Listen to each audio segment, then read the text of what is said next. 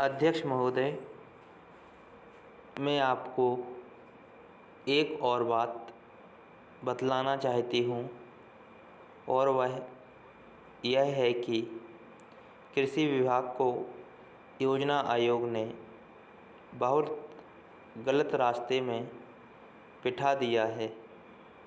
उन लोगों के पास लड़ने के लिए दम नहीं है और देश में खाद्यान्न का उत्पादन बढ़ाने के लिए जो योजनाएं चाहिए और उनके लिए जो धनराशि चाहिए वे उनको पूरी तरह संस्वीकृत नहीं करा पाते हैं।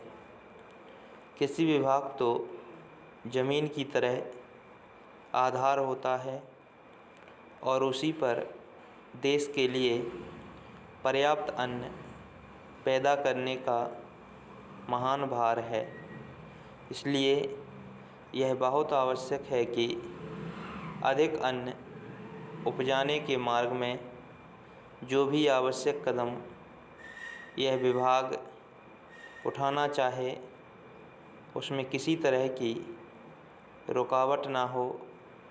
बहुत सी हड़तालें हो सकती हैं, मजदूर काम से बरी हो सकते हैं, लेकिन किसी भी हालत में वे खाने से बरी नहीं हो सकते।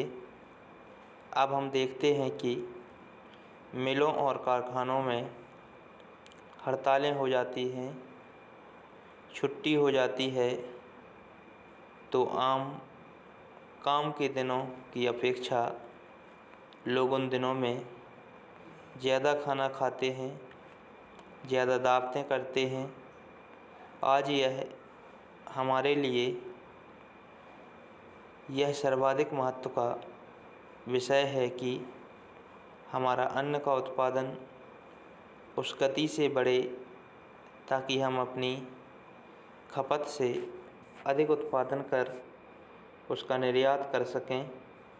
सरकार तथा इस मंत्रालय के लिए यह समस्या एक बड़ा सिरदर्द पैदा कर रही है।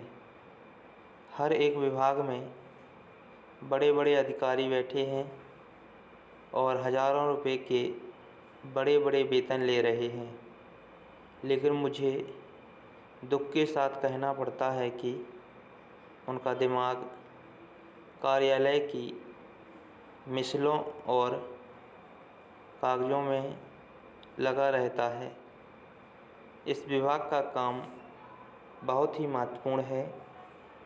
प्राकृतिक कोप के कारण जो समय समय पर हमारी फसलों को नुकसान होता है, इससे भी अपनी फसलों की रक्षा करने के लिए आवश्यक कदम उठाना इसके ज़िम्मे है।